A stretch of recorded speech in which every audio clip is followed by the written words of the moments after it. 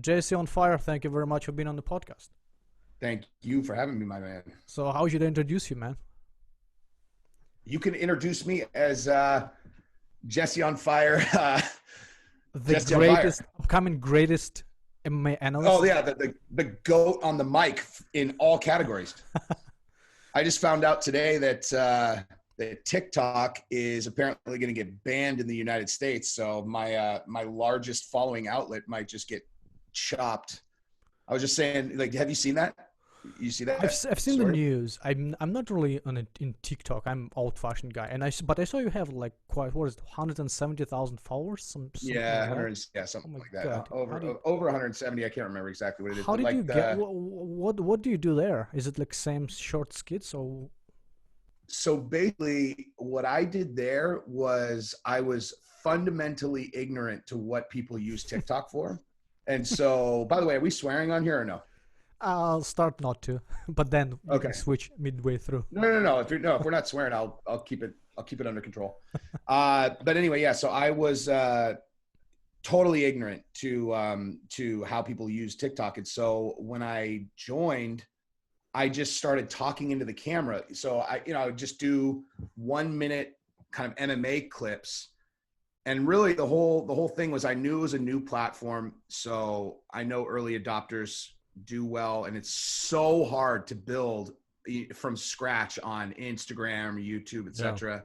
So I looked at it as an opportunity to build, with a young platform. And I just kind of went into it like, okay, I'm going to just make sure that I post at least once a day, because they're only 1 minute clips. And so it's not a huge time commitment. I'll just do one a day, and I'll just do it for, 4 months and just see what happens.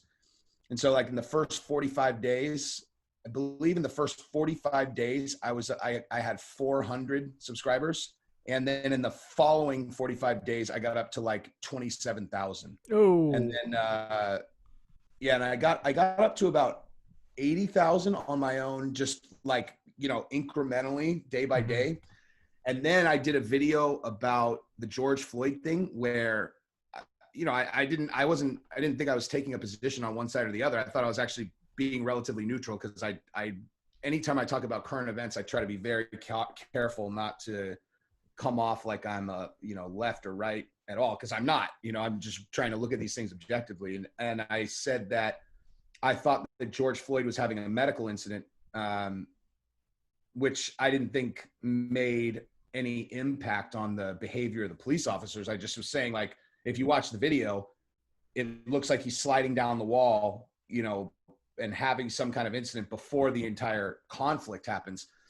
And that video got 7 million views or something like that. Wow. And so I shot from 80,000 up to like 170, which was just so funny, because there's so many of these new followers had like the BLM, logo. Mm-hmm. And I just was thinking in my head, I was like, they must think that I'm an activist or something, and they're going to be very disappointed when they find out that I just like talking about punching people in the face, or I'm sorry, fighters punching other people in the face. But yeah. So speaking of punching people in the face, so what are we going to be talking about today is obviously these upcoming fights. I want to get your take on certain situations, because you're very opinionated, and I appreciate some opinions here. And obviously we're going to learn about you, because I was digging in some information, and I saw some interesting stuff about you and your video of that reality TV.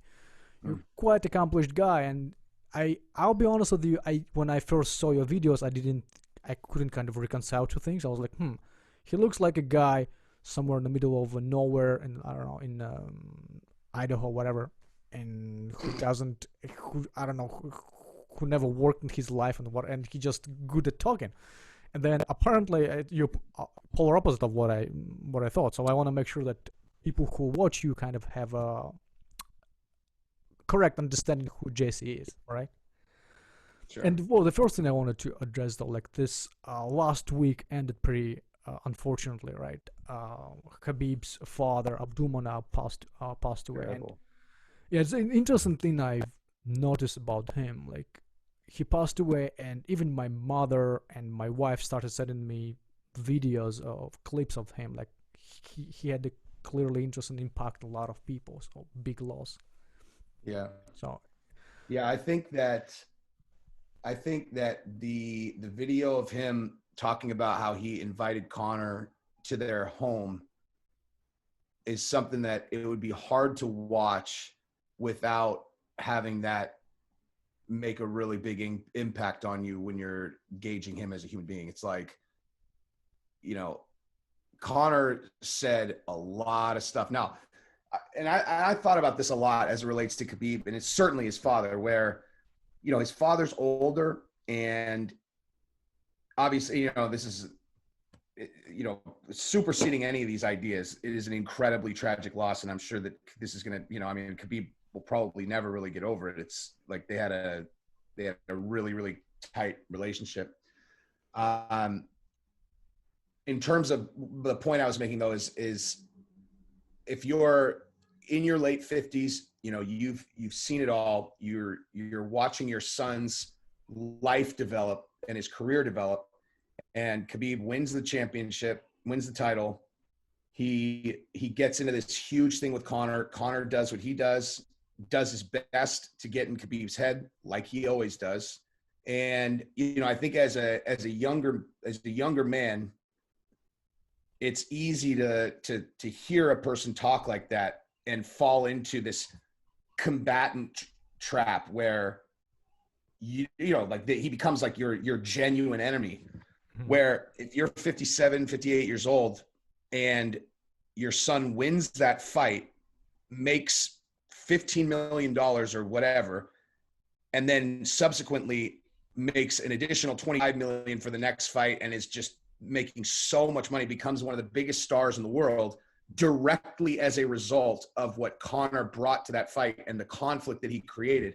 I think as a person who has some life experience and wisdom, it would be impossible not to feel gratitude towards Conor if he's being objective and not looking at it purely from a superficial, like, fight beef perspective, because Khabib is Khabib's, you know, the level Khabib is at now is directly because of Conor. I mean, you know, and Conor gave him the opportunity to seize the crown and all the money, etc., because that is the nature of the fight game. I literally just talked about this in one of my videos the other day. Is like, there are a handful of ways that you can become a huge star, but the easiest way is to take someone who's already a huge star and knock them out, you know, and take what's theirs. Like, you know, you can take what another fighter has anytime.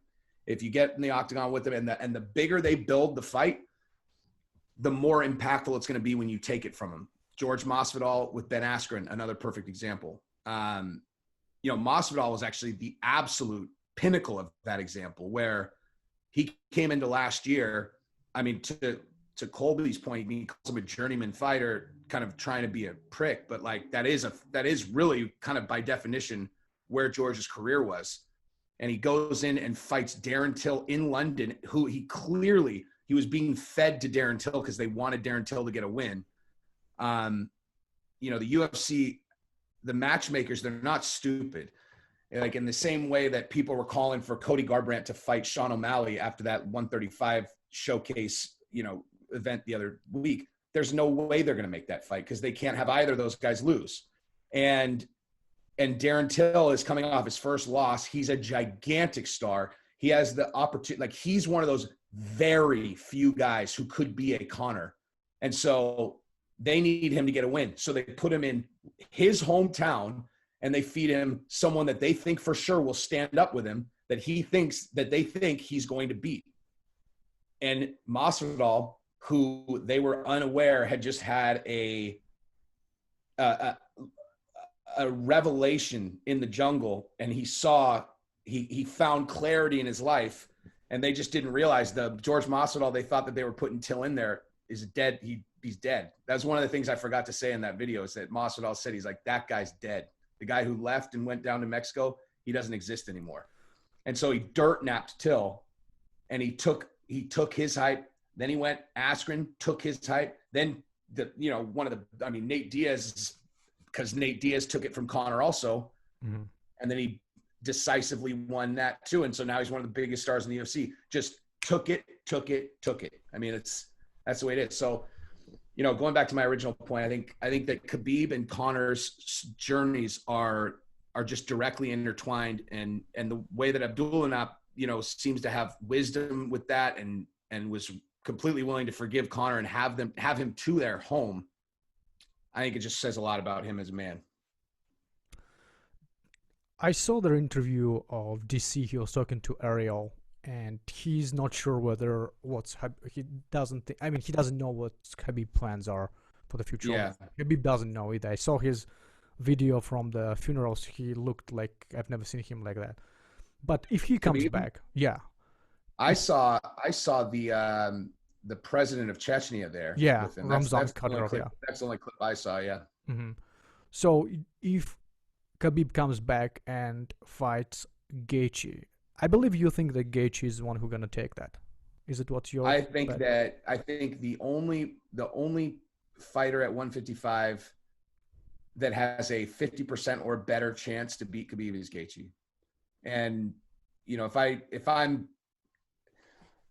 mean, listen, like part of it is I'm intentionally being kind of a loudmouth analyst and predicting Gaethje to beat Khabib and then being right would be a pretty strong call. And I do think that he has at least a 50% chance of beating him. So I've tied myself to, Gaethje's going to beat Khabib. In all honesty, it's a toss up. I mean, you'd be a fool to be actually betting against Khabib against anyone if it's a 1-to-1. But I really do believe it's pretty 50-50 with Gaethje, and he's the only fighter that I would say that about. Do you think, like, when I look back, like 4 months ago, before Gaethje fought Tony, nobody even was talking about Gaethje like that. No, maybe you're the only one. I did, and I said it like I said it on TikTok for the first time. I'm almost positive that I know the date because I believe it was like the third, like it was like February 27th or something like that. But so yeah, months before the Ferguson fight, I said it. I can pull up and figure out exactly when that was, but yeah. But styles make fights. Think how tragic would that be? Like if Khabib fought Ferguson, we would probably never seen the fight with Gaethje and Khabib, because my understanding is he's probably Khabib is probably going to be retiring soon. I don't think Gaethje was in any conversation. Don't you think? It's hard to say, man. It's like, you know, with a situation like this with his father, and knowing that, I mean, it's not even, we're not even just talking about like the emotional impact of someone who was that tight with his father. Because I'm going to be honest, there's also the thing, like from a cultural standpoint, I'm really close with my father, but you know, in culture in Dagestan, I mean, I'm pretty sure that Khabib still lived with his dad. Oh yeah, you know, like yeah, he did, right? Yeah. So it's I can't really pretend to understand what the emotional impact of that is going to be. And also, he was his coach. I mean, he was his coach. And I know, you know, he trains with these guys at AKA. And obviously, his dad wasn't the only voice in the room, you know, coaching him anymore. But if you look at the guys that, you know, came up under his tutelage, which I guess Islam Makhachev, and who is really good, by the way. I watched some of his tape the other day. He's really good, man. We could talk about that after, but I was going to say the rest of the 155, we actually go down those rankings because I kind of consumed a bunch of fight tapes on the whole division. It's actually unreal how stacked that division is. Yes, I mean, like crazy. It's crazy. Crazy stacked. But anyway, yeah, I mean, so it's hard to say what, you know, how much impact that'll have on Khabib's performances. You know, even after the emotional side of it, you just don't know. I mean, you have no idea. If you take Gaethje away from Trevor Whitman, I am positive that his performances will suffer. You know, and so I mean, we'll find out. You know, it is really actually, it's unfortunate. I mean, it will always be unfortunate, the timing. But for anyone who's going to fight Khabib now, like Gaethje, it's, you know, it's not the same. If he does win, it's not the same. Yeah, You know, I agree. You know what I mean? Yeah. I wouldn't be able to perform the same way after, you know, an emotional blow like that. But Khabib is definitely a stronger mind than I am. That's for sure. So it'll be interesting to see what happens. I mean, there's certainly a possibility that Khabib doesn't want to fight in the immediate short term, and Gaethje ends up fighting Conor, because Conor's not really retired. I mean, he's fake retired. Who do you put money on the Conor versus Gaethje? Conor versus Gaethje, I'll take Conor for sure. For sure. Because Conor, when it comes to guys who so Conor's like you know, predicting the outcomes of his fights is so incredibly simple. It's actually unbelievable. It goes like this. First question you ask is, how likely is the person to stand with Conor? Okay. And then the second question is, how strong is the guy's chin? And if the answer to number one is very likely, and the answer to number two is not very strong, Conor's going to win by knockout in the first round every time. Absolutely 100% of the time. And his record represents that. Yeah. And if the answer to number one is very likely, and the answer to number two is granite chin, then the next question you ask is, how good is the guy's cardio? And if it's this granite chin, incredible cardio, that's a tough matchup for Conor, because that's Nate Diaz. I bet on Nate Diaz the first time they fought, and I bet on Conor the second time. But then, so, you know, and then you're like, all right, well, how likely is the guy to stand with Conor? And it's like, not very likely. How good is the guy's takedown, you know, game? Very, very good. Okay. And then how good is his chin? Because, you know, if he's got a good chin, and he's probably going to be able to take him down. I mean, literally, like, those are the equations. And so predicting Conor's outcomes are really simple. With Gaethje, you know, he's very likely to stand with him. He has a really good chin, but not granite like Nate Diaz. And his cardio is very good. So it's trickier. But stylistically, Gaethje has traditional boxing and Muay Thai. And there is not a single person in Conor's entire career who has traditional boxing and Muay Thai who Conor has not absolutely picked apart like they didn't even exist. Like the guys who throw punches and kicks from the same angles all the time, Muay Thai, kickboxing, you know, and boxing, it's all about footwork, positioning, timing, and accuracy. But the angles are the same always, you know, jab, cross, hook, uppercut. And Conor has solved that puzzle with these guys. I've never seen anyone have any success at all with him on their feet if they're doing, unless they are threatening takedowns. If they're threatening takedowns, then it's more complicated, obviously. But so, I don't think Gaethje's. Let's assume that scenario. They fight, they win, and we have Masvidal fighting here with Marty, right? And I believe you betting on Masvidal, right? I am going to just throw this out there that I am not sure I'm capable of being objective looking at that fight. You know, like I really, really want Masvidal to win, and so it's possible I'm getting happy ears. I will say this though: the Weasel, whose X's and O's I respect immensely. I mean, obviously he's incredible. He thinks that Masvidal is going to give him trouble. There's a guy whose YouTube channel is Kenan K TV, Kennen TV. I'm sorry, Kennen. Yeah. And he did a breakdown also that really favored Masvidal as well. If Masvidal is not in shape, so Masvidal's been saying that he's not in as good of shape as he was for those other two fights. But what would you say if you were about to fight? You say, I'm in bad shape, man. Like, I saw that. I'm really going to have to. I saw his Instagram. He's eating pizza. I'm like, no, you're not eating pizza. You're probably working on your weight right now. Correct. Yeah, it's a BS. Correct. But, yeah. On the other hand, I'm thinking of Usman's mental game right now, right? Suddenly he has this last-minute replacement, and he's fighting not just somebody, but somebody he has beef with. It's kind of it's like extra pressure that you probably don't want to have like on short notice. I don't know. What do you? I think in Usman's case it's going to work in his favor. I think that I think Usman has a very strong mental game. And I think if he was going to have trouble with one of the opponents, it was going to be Gilbert Burns because he's friends with him. Yeah. Marty strikes me as one of these guys that is, it's not hard for him to get up for fighting someone that he has been challenged by.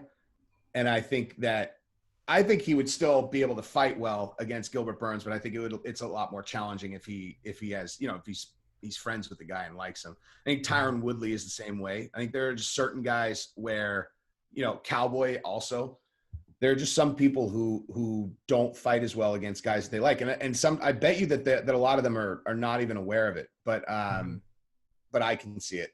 They fight, In the scenario that Usman loses, by the way, I don't know if anybody cares about my opinion. I think Usman is, if they both prepare for each other, I think Usman wins. But who knows? But how? Let's just assume how. Yeah, like how does it play out? I think he just Khabib's him. He just wrestles. He takes him down. Yeah. Him down. Did you know that Damian Maia said that that's his strongest BJJ guy. Yeah, but I think I couldn't believe that. What's different though? Like the way I see it, though, people with the great BJJ, they keep losing to wrestlers, and even Damian Maia himself, he lost to wrestlers primarily, and for some reason they kind of missed. He lost to powerful wrestlers who generally beat him on their feet. Right? I can't think of anywhere they took him down. But he went to the ground. He went to the ground with Askren, and then he choked him out. But the reason why I'm thinking that the reason why they keep they great on the ground, but they can't take wrestlers to ground. Wrestlers take them where they want to be. Totally right? They keep them where they want to be, and that's why they keep losing. It's same with Nate Diaz, same with Brian Ortega. They great on these two levels, but in the middle they're missing, and here we go, they lose. But anyway, I completely agree with that. And it seems like it really seems like such an easy kind of switch, only because George St. Pierre developed such an incredible wrestling game kind of in the middle of his career. I think that probably speaks a lot more about George St. Pierre than it does the ease with which you can just create a strong wrestling game. But Gilbert Burns, he looks to be pretty strong, like in the clinch and he looked strong against Tyron Woodley to me, like when they would clinch up. And, yeah. I mean, I'm going to be honest with you. I think Burns is the guy. I think Burns is the guy who's not going to lose at welterweight, just because, to your point, he is, I guess, kind of. Well, so what I think is that he would be the exception to your point, where he's a world champion in Brazilian Jiu-Jitsu. He has incredible stand-up.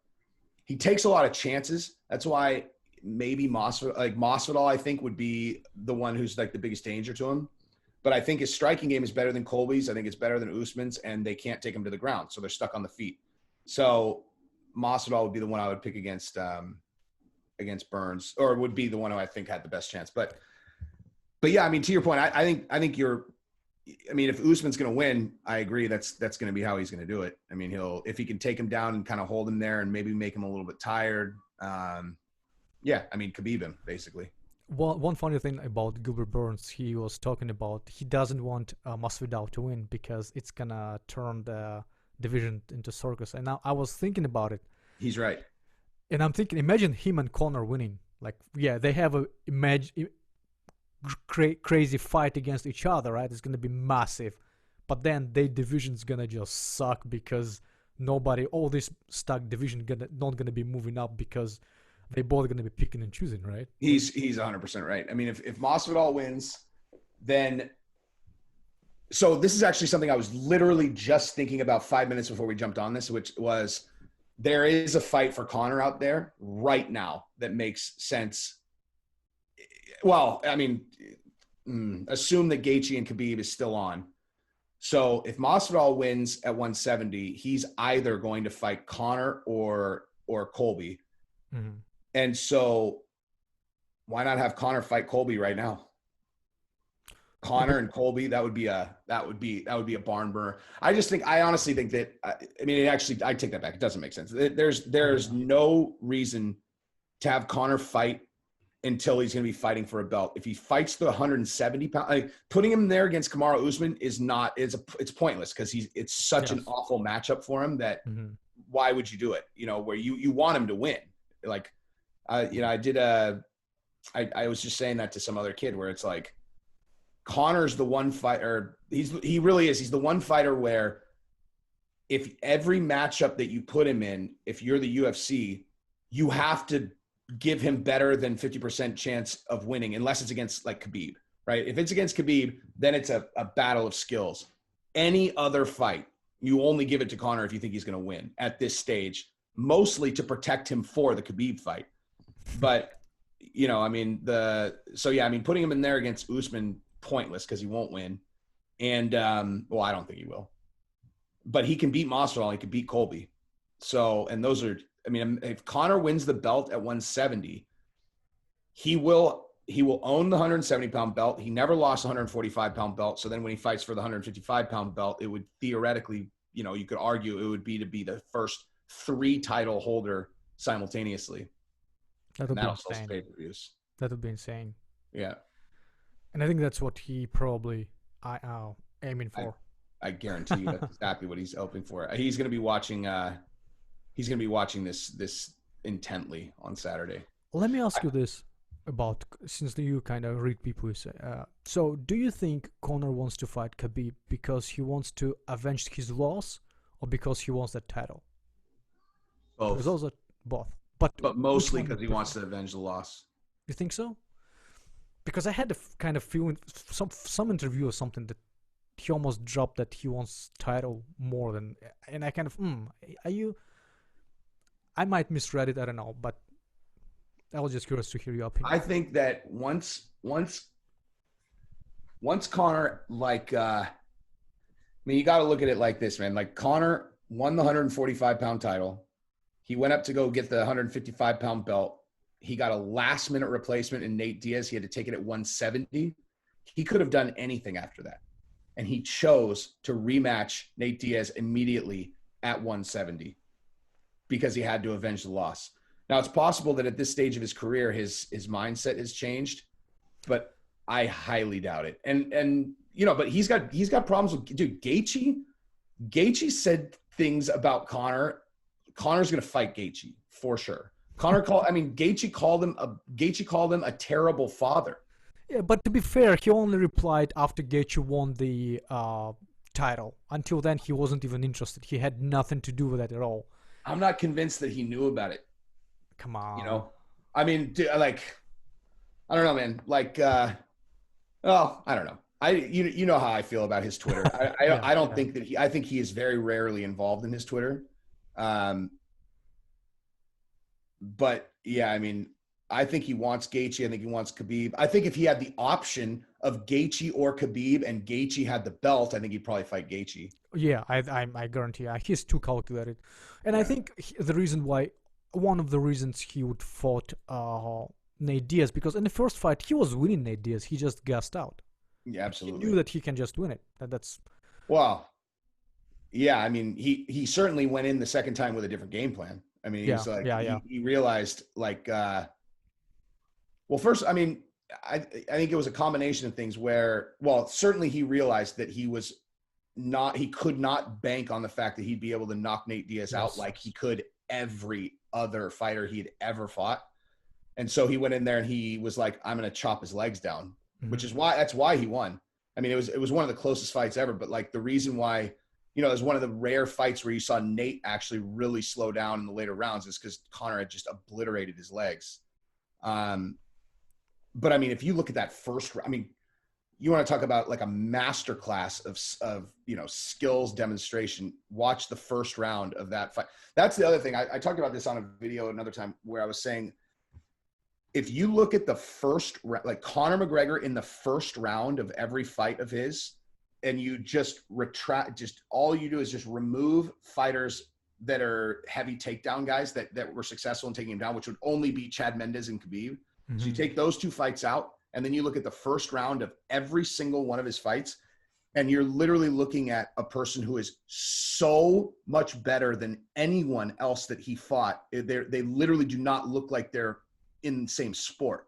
I mean, there's no one that even, I mean, he just makes them look like they're amateurs, and he's a professional, and he's just toying with them. Yeah, I agree. Because, yeah. I mean, every single fight. But then at the same time, he has one of the worst gas tanks in the sport. And it might partially be because of, the energy that he expends when he throws shots. I mean, I don't know, but I mean, he's going to get tired by the fourth round, third round, fourth round, every time. So in this scenario, if Masvidal and Conor fight, who do you think wins? I honestly will never be able to bet against Conor in a fight that I think is going to be on the feet. Even Masvidal, who I think is exceptional on his feet. I just, I mean, maybe if Masvidal clinches, again, when Conor's fresh and on his feet, I've never seen anyone that looks like they're in the same league as him. It's weird. I agree with you, but then when I compare they fight against Diaz, Masvidal just went through Diaz, obliterated him. Yeah, it's interesting how we're both kind of leaning towards Conor and the Masvidal Diaz. It's like MMA math, just weird, That is interesting too. I mean, I think geez, like if you really think about it though, so take the second Conor McGregor fight, and then take the Masvidal fight, and then compare the two first rounds.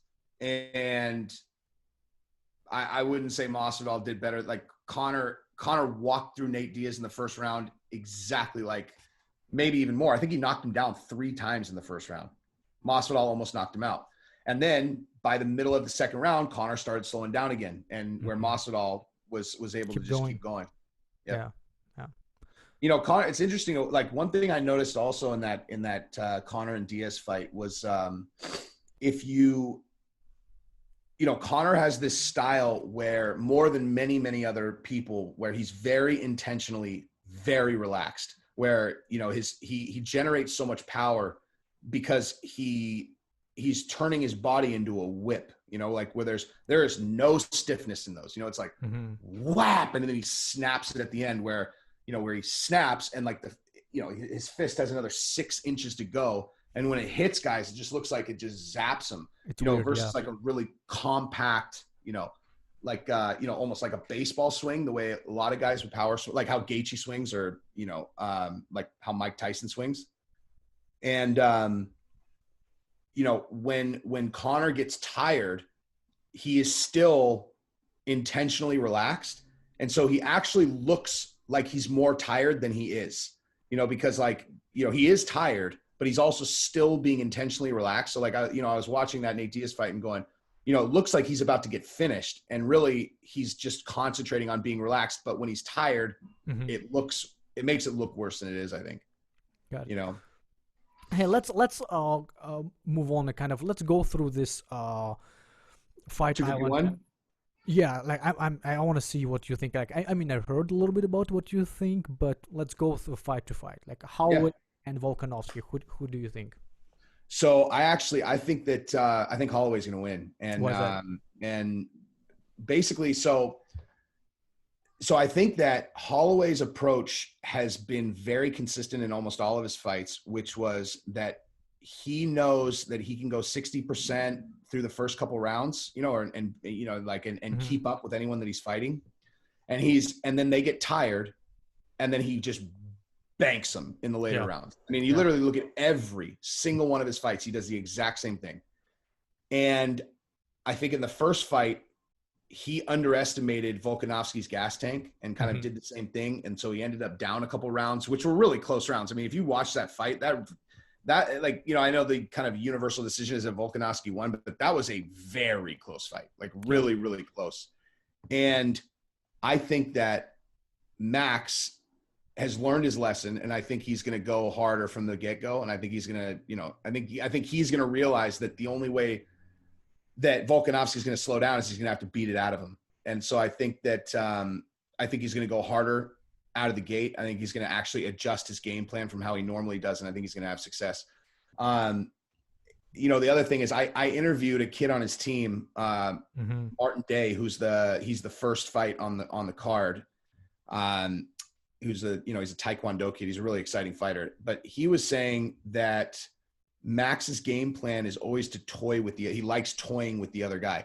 So like what I was saying about, he validated that I was right about, what Max's game plan is. But he verbalized it, or not verbalized, he just explained it in a different way. I always thought it was about cardio, and he was like, it's also about toying with the guy and making him feel like he's having success, so that when Max speeds up a little bit, all of a sudden it's like, what the hell? Exactly. Yeah. And so I thought about that. And then Max said in an interview that he did his whole training camp over Zoom.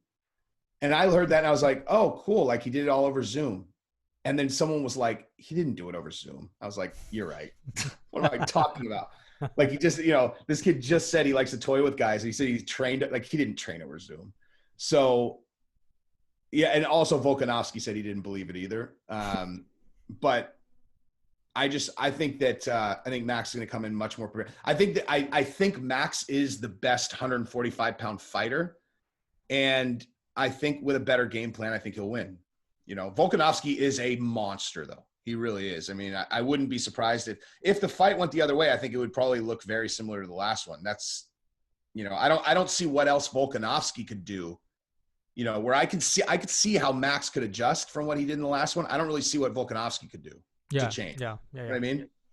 What do you think? It was I think his leg kicks was the key, and they came out of nowhere, and he just I was surprised by the result, but yeah, it was close. But it's one of those weird close fights where I actually agree with the decision. I agree. I agreed with the decision that night too. Yeah. What's the next fight? Petr Yan and Jose Aldo. So, I think Yan is very good and really tough to bet against basically anyone. But man, Jose Aldo looked good against Marlon Moraes. I think that those two guys are like Marlon Moraes and Petr Yan are different fighters. I mean, they're both really dangerous strikers. Marlon Moraes slows down later in the fights. Like Marlon Moraes is a murder machine in the first round. I mean, like, just like an overarching comment about the 135-pound division. These guys are 135 pounds. Like, think about the 145-pound division and how many guys there are that are knockout artists. Yeah, like I was thinking about it. Yeah. There's some, but 135 pounds, they're all knockout artists. Like every single guy can just put your lights out. All of them. That's crazy. And, but Petr Yan stands out as a guy that is going to be very, but I think in terms of who he matches up well against and who he's potential to have trouble with, I think Aldo really is one of the guys who will give him trouble. Like people are discounting Aldo like he's a huge underdog, and they're like, and you're like, dude, it's Jose Aldo, Yeah. Like I know he had he hit a rough skid, but it's Jose Aldo. Like he didn't lose for like 12 years. Like for anyone, like if you went back in time to like 2014 and they overheard you talking about Aldo in a fight as like a huge underdog, they'd be like, what are you talking about? So I would not be surprised if Aldo won, but I think the smart money is probably on Yan. I mean, honestly, that's probably the answer with Masvidal also, where so I did a parlay bet where I took Masvidal, Holloway, and Aldo, just because I do think all three of those guys could win their fights. And if they do, I got 30-1 odds on it. Oh, shit. It's a 30-1 odds 3-fight parlay, which is stupid crazy. though. And any of those guys, that is very that scenario is more than possible. Totally. And 30-1, that would be by far the biggest I ever did. I almost hit a parlay like that in the event that was Amanda Nunes versus Holly Holm. Mm-hmm. And it was because Luke Rockhold was a 2-1 favorite over Jan Blachowicz. Masvidal was a 2-1 underdog against Askren. And then the same thing with Holly Holm. And I went on Instagram and I was like, listen, I was like, you guys want to hear the most likely 32-1 parlay you're ever going to hear? And I was like, pick Jan Blachowicz over Luke Rockhold. I'm like, I am telling you that I genuinely think that Jan Blachowicz is a favorite in that fight. And these guys don't understand. Like I think he's going to beat Luke Rockhold. I think Jorge Masvidal is going to beat Ben Askren. And I'm like, and then you just throw in this Holly Holm and Amanda Nunes, which is, that one I wouldn't bet on its own, but it takes this parlay to 32-1. So if by some miracle she pulls it off. And then so Jan Blachowicz knocked out Luke Rockhold. And then when Jorge Masvidal landed knocked him out in 5 seconds, I literally I had all this stuff in my hand. I threw it. Like I threw it all in the air and went running around. Like that was probably the most excited I think I've ever been in a fight. But yeah, then she obviously decapitated Holly Holm and I didn't win the fight.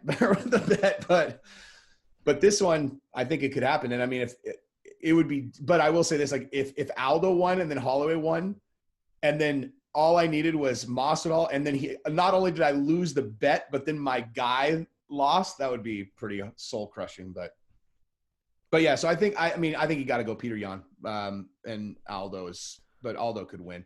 And then in the next one, Rose versus Jessica Andrade. I think that Rose is the absolute stone lock of the year. Like of all the fights I've seen in 2020, I'm most confident that Rose is going to win that fight. Yeah, it's all she needs to do, just not fall again. I mean, she was obliterating here on the first fight. It was coincidence. It was just a luck. I mean, it's weird. Yeah, I mean, So have you watched the UFC 251? What's the name of that series? That's it's like Is it HBO. Embedded?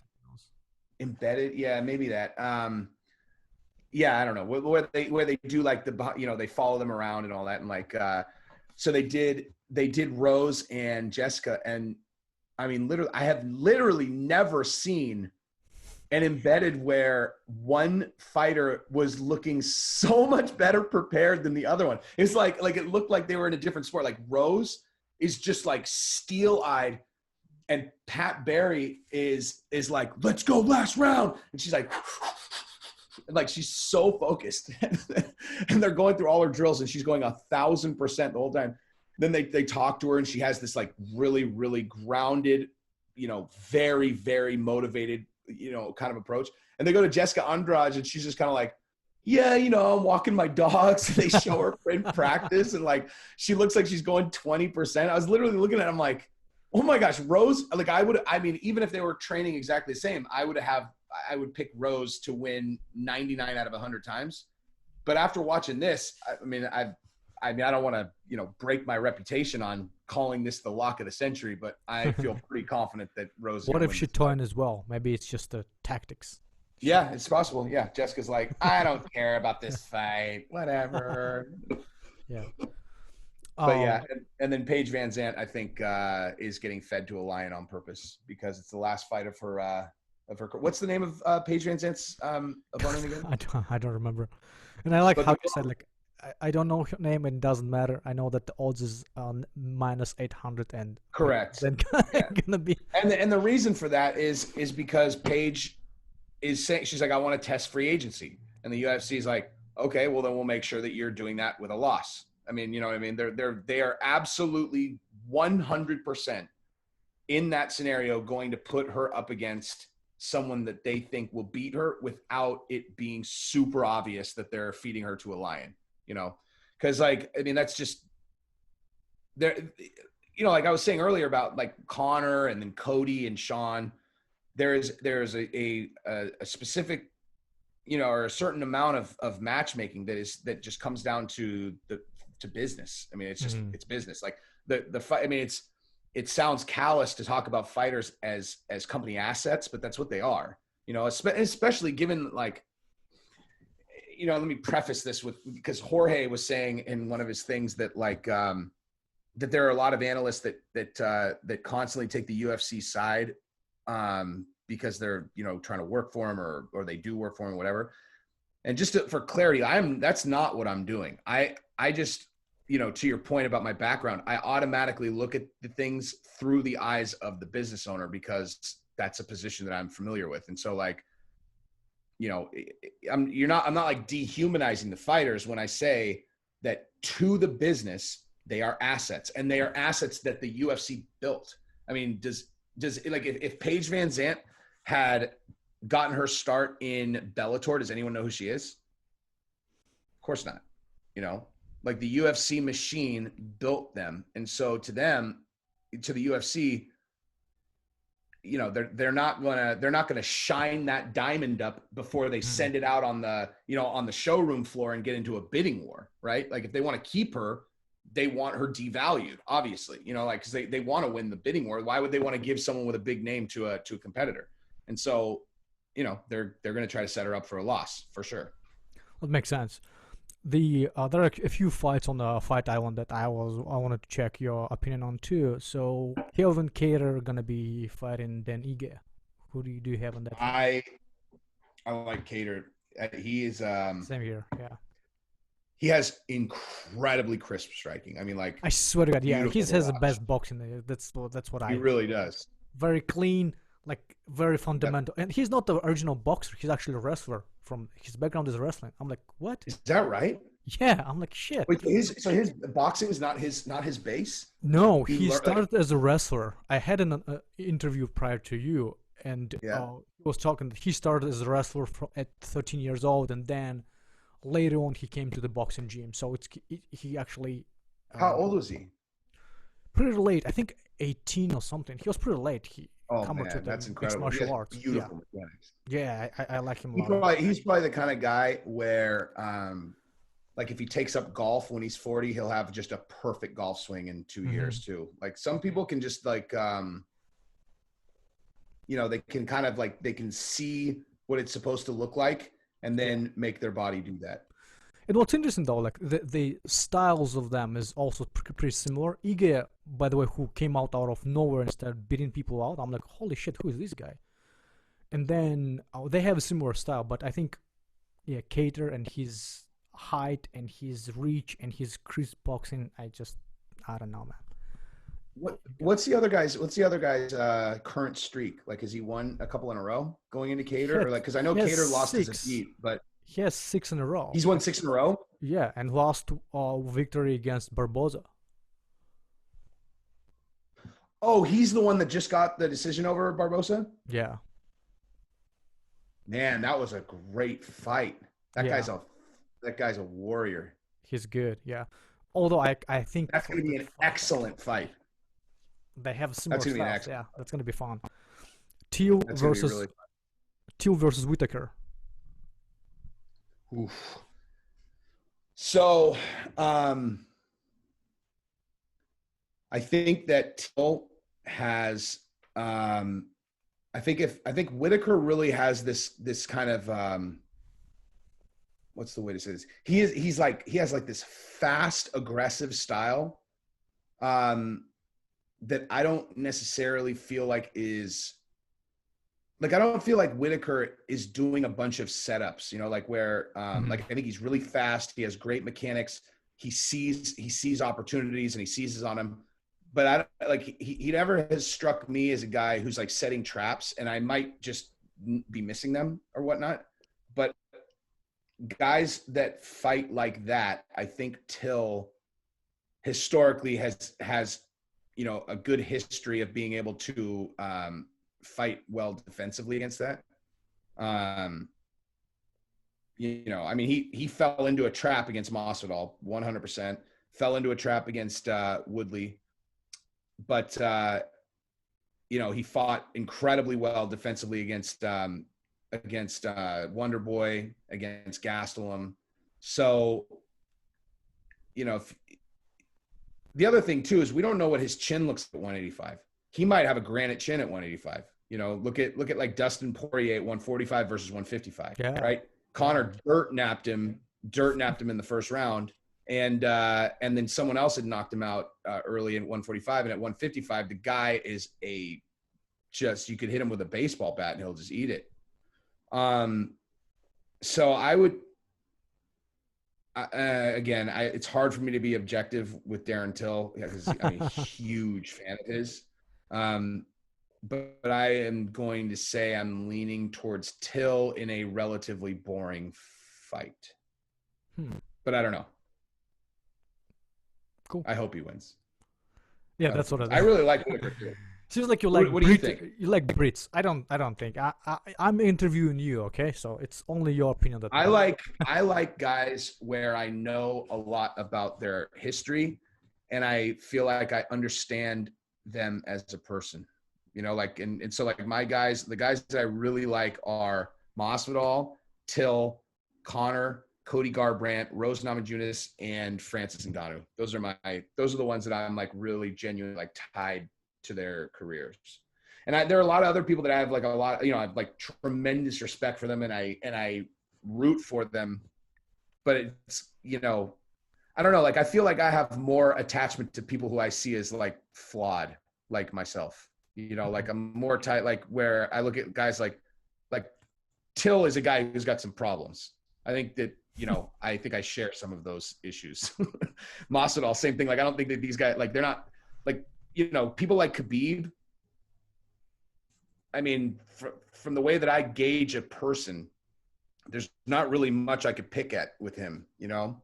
And it's not even just about like strict adherence to like his religion and stuff, because I do have a lot of respect for that, but it's also just about the way that he carries it. Like if you look at Islam Makhachev and Khabib, they basically live identical lives, right? Like they train, you know, they have the same faith base. They're both incredibly talented fighters. I mean, their life for all intents and purposes probably looks about exactly identical. Islam Makhachev can't help himself but kind of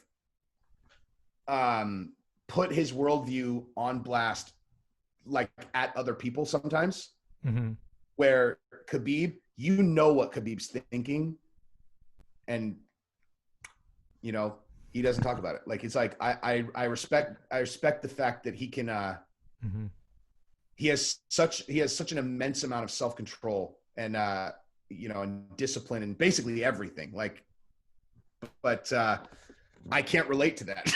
You know what I mean? Like so you like troublemakers. You like people who eventually get in trouble because they opinionated or because they, I don't know, they have some history of doing weird stuff, right? Something like that. Yeah. Or like, or they're, it's also like, but it's like a passion that just kind of like explodes out of them, you know, like where it's, you know, like Rose Namajunas, she'll like hysterically cry before her fights because she like can't hold it in. Like there's like too much emotion in her that it'll just like explode out of her, you know? And like, I feel like Tlll is the same kind of guy. I think Masvidal, there's a lot more going on underneath than he leads on. And I also just think he's a smooth motherfucker. Sorry. That's good. That's good. We can do it now. Hey, it's funny. Did you see the how Tlll is mocking Mike Perry? He's being merciless. Yeah, I know. Perry wants him bad, and the funny thing is, Tlll does that to everybody, right? He's hilarious. His Instagram is hilarious. The way he, I think he and his trolls created this website for Mike Perry is bomb, something like that. You have to check it out. What is it? What is it? Mike Perry is the bomb, something like the .com, something like that. If you go there, it's just bunch of different memes about Mike Perry. It's just hilarious. Oh my god! See, it's because like Tlll doesn't have a problem with anyone. He just likes to like poke guys, you know. Because I remember when he was looking for his fight, like after the Tyron Woodley fight, when he was really looking for his next fight, he started going onto Instagram and Twitter, and he would just press everyone. Like he literally, like it looked like he would just like take a day and he would just go poke every single person in the division. Like even, I think he said like the same exact insult to like 20 of them, you know, like you just like, but that's really funny because Mike Perry, like, you know, Mike Perry made the mistake of letting Tlll know that he actually is under his skin, like where he's actually made him mad. And so, I mean, I don't know if it's a mistake or not, because it's going to sell a lot of fights. Like once, you know, or once they actually get matched up, because the UFC will make that fight, because Tlll will take that fight. Why not? And Perry, I mean, gosh, that is a terrible matchup for Mike Perry. Yeah, I think it's going to be a bad matchup. You're going to move up a weight class to fight Darren Tlll. I mean, but listen, like Mike Perry really, really mad. He'd probably be pretty scary to fight against, actually. Maybe, you know? Yeah, I would watch that fight for sure. And Mike Perry is an interesting guy. Sure. Like he's if he had a little bit more of a wins, he would be a huge star, I think, because he had this personality and he's an interesting guy. He's one of those guys where if he got one big win, like one real big win, he would be a Nate Diaz. Like Darren Tlll. He needs to beat Darren Tlll. That's what it needs to happen. Yeah, Till's not quite. Actually, I take that back, man. I mean, he wouldn't be Nate Diaz level. But again, you have to beat Conor to be Nate Diaz level. But like, yeah, man. Actually, I take that back. If he went up and fought Darren Till and he dirt napped him, he would be a huge star, man. He's already a huge star. Yeah. And he's like he's like 1-4 in his last 5 fights, I think. And he's still with the UFC, and UFC is not going to let him go. No way. Oh, they'll never let him go. They'll never let him go. He'll end up.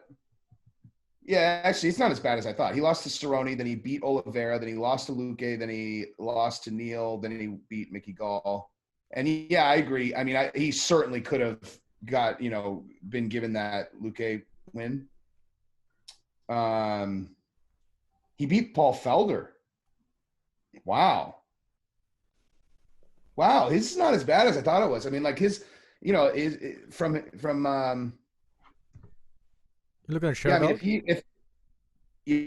this is like if you give him that Luque fight, then he's 4-2 in his last 6. If you give him that one, now he's 3-3 in his last 6, and with wins over. Dude, it's weird. Like I only remember his losses for some reason. I don't know why. Me too. I thought he had lost like 4 in a row before that or something. I think we're two biased morons. That's what we are. That's what happens. Yeah, that's probably true. But he did get. When he lost to like Neal hurt him. Like that was one of those ones that was like, yikes, when he got knocked down the first round. But yeah, Perry's an interesting guy, man. He's like, these guys, like if you just lay it out there, you're like, if you're like, cause you can be Khabib, and I respect that immensely where, you play everything real tight to the chest. Except that's the thing is Khabib actually doesn't really do that. Like he does and he doesn't. Like you do. He's like things about, like it's about letting people in. Like let people into your life. People know that Khabib is really, really tight with his father, and they knew that before he was the champion. I mean, that was like something that he let. I don't know about Paul Felder's relationship with anybody. I don't know about Dan Hooker's relationship with anybody. It's like. People want to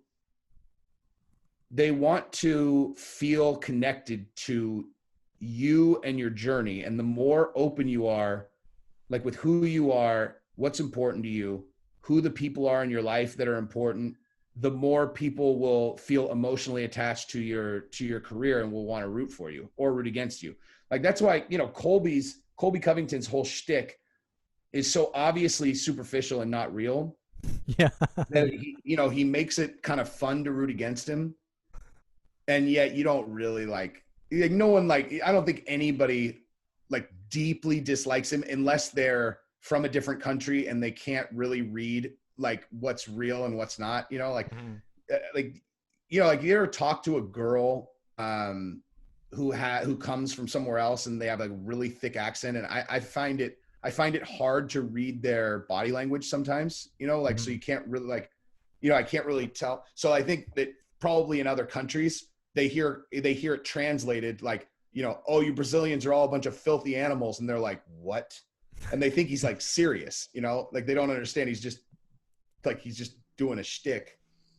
But but on the flip side of that, like Jorge Masvidal telling his story about getting lost in the jungle, choosing what he wants his path to be, all of those things. Like those are the things that people really get tied to. And the guys that kind of wear their heart on their sleeve, like Mike Perry, you know exactly what he's feeling. He tells you, look, this is my new girlfriend. Here's everything about her. I'm going to have her be my corner girl. Yeah. And it's ridiculous, but you're getting like genuine, you're getting genuine emotion from the guy. And so like, even if you're, even if you're like, this guy's crazy, you want to watch him,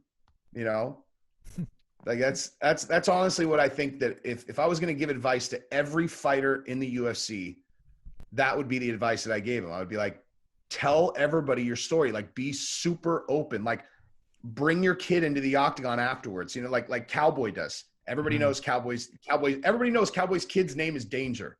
Like how many, can you name the name of another fighter's child? And Cowboy's a huge star. Like those two things are connected. You know what I mean? So why don't you follow that advice and let's learn a little bit more about Jessie on Fire, huh? How about that? All right, let's do that. Ask me whatever you want. Yeah. So you're obviously not a stranger to MMA. Do you train yourself? Because it sounds like. I used to train, yeah. So I did boxing and kickboxing for a while, and I fought in like these like smokers, like where I would go and fight against guys in other gyms. But I was so. Like when I was young, like like how young? I was anywhere from like 18 to 20, 22, 23. I was like a self-trained, hothead maniac. I watched a lot of Mike Tyson and I emulated his movements in the mirror. And I know it sounds ridiculous, but like, like I was shadow boxing for years before I ever went in and actually boxed.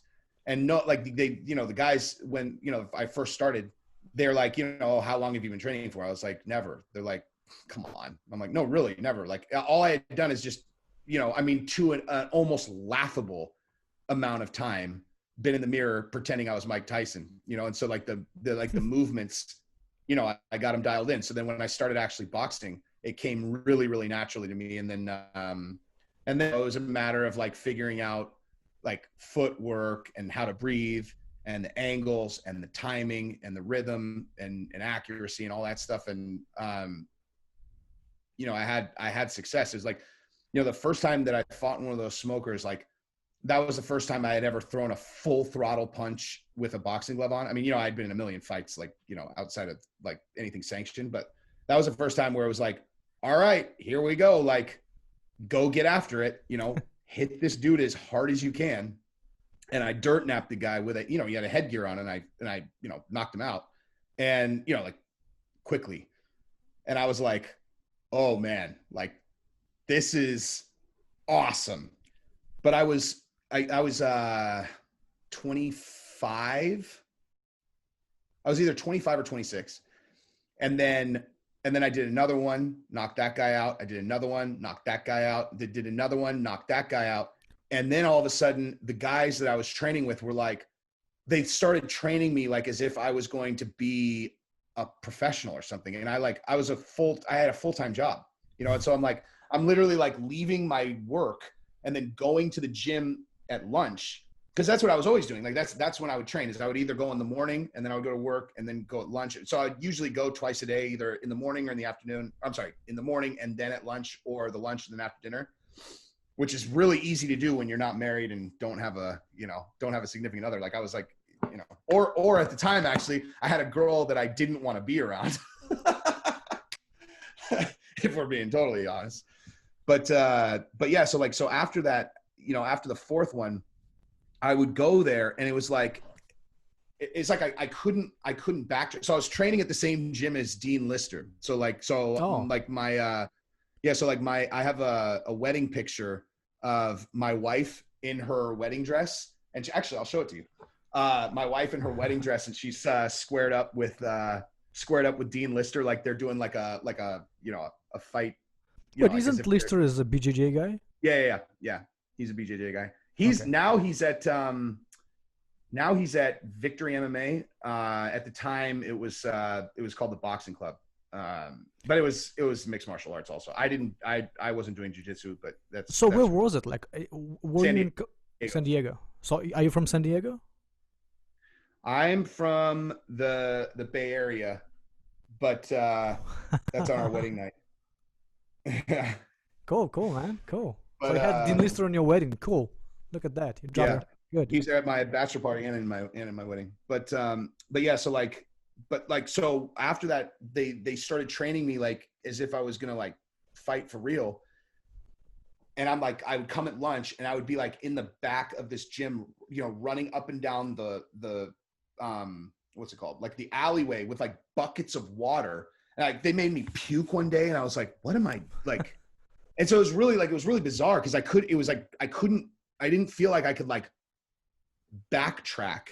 And so it put me in this really weird position where, because I wasn't going to go like, you know, I wasn't going to go like pursue it. I had like a career by that point, but why wouldn't you pursue it? Is it because you thought it's too late, or it just never interested you? Okay. Too late. I was too old. And you know, like the next phase would have been like, you know, like amateur, then all that. It just, but more than anything, like I was like, I'm not gonna put myself in a fight that I don't think that I'm prepared for or can win, or will win. And in order for me to feel properly trained for the next level is a level of training that I'm not willing to do right now. You know, it's what it came down to. Cause I was already making money. Like I had a job, you know, I had a career. So I was like, what career was it? I was in real estate, which fell apart a couple of years later when the mortgage business collapsed anyway. So probably should have just done that by the time the, you know, real estate market collapsed. Maybe I could have been a pro, but yeah. But then you, I saw from the documentary, you had at least a couple of startups, right? Tell me about the first startup that you started with your buddies and then sold a share of it back. Yeah. So it's a nightmare story, but so basically, so the real estate market collapsed in 2008, and for about 6 months, I had no idea what I was going to do. It was one of the like worst times of my life because, you know, it was like, it went from overnight, like literally overnight. It went from, you know, I could work 5-6 hours a day, 4 days a week, and make, you know, a couple $100,000 a year easily, at a time when I had like no bills, doing nothing. I mean, like I was living a pretty charmed life down there. And then like inside of a 90-day period, it went from that to I could work 100 hours a week and I was going to make like 50 grand maybe. And it was all commission only. And so like just the world completely changed.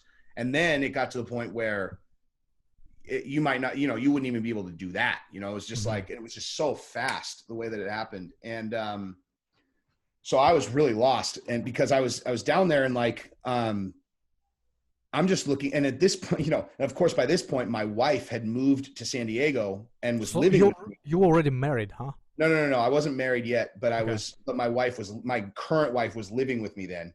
Gotcha. And so, you know, like I felt responsible for taking care of her, obviously. And my ability to do that was gone. And I don't know if you've ever been in that position, but it is an awful feeling. Like, I'm sure. Yeah. So like I was just looking for any, like, you know, any job where I can make similar money. But what happened to me happened to everybody all at the same time. So there were just like so many people down there, you know, in this desperate situation. So anyway, so I ended up starting a debt settlement company with my buddies, which basically is, you know, because when we were in the mortgage business, what we were doing is we were helping people refinance their homes to pay off credit card debt. So we were like, all right, well, so people still have the credit card debt, even though they can't pay off with their homes. What's another way that we could solve that problem? And so debt settlement, essentially, I won't bore everybody with it, but the bottom line is if people have a lot of credit card debt, we would help them get out of it. Okay. And it took us months and months and months and months and months to ramp up. And, you know, I was taking a very minimal salary, you know, just to get us ramped up. And then when we got all the investment paid back and the money, and it was one of those kind of, you know, compounding revenue streams where it just got bigger and bigger and bigger every month. Mm-hmm. So I went from, you know, taking like a $3,000 salary to like, you know, I was making tens of thousands of dollars a month, like inside of a few months once we started going. And then right as we got comfortable, Chase Bank wrote legislation that was going to basically make what we do illegal, because of course that's how it works in America. Like, you know, if you're costing the banks money, they'll just go and conspire with the government to shut you down, because that's what they do. They're like, oh, geez, you're helping people get out of debt with the credit card companies. Like, we're not gonna allow that. So I panicked because I was so scared of finding myself in that same situation that I had been in prior. Yeah. And so I sold my shares for, I mean, you know, what would sound like a solid amount of money.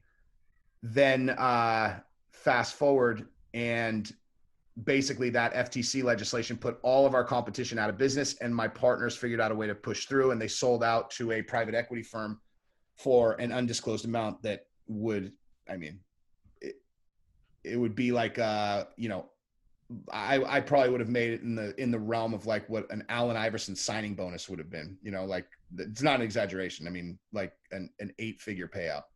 So it was so long ago that I have just let it go. Like they were, you know, they're still operating. They have, I think they have 500 employees now. We had 25 when I sold out. So yeah. So, I mean, there was a couple of years between when I made that decision and when I realized that they were going to do what they were going to do. And then when I started my next company, like those. Quick question there. Did those guys tricked you, or you actually? No. Okay. 100%. Like, gotcha. No, not at all. It was a decision I made 100% on my own. Like I was like, because the part I left out is I got a job offer that was something that I, like, prior to starting the company would have like killed someone to get. And so I got that job offer. And so I was like, oh my gosh, now what do I do? I have this thing that we're building. It's going really well. But if this thing passes and I don't take this job and I end up in the same situation as I was in before, it's going to be my worst nightmare.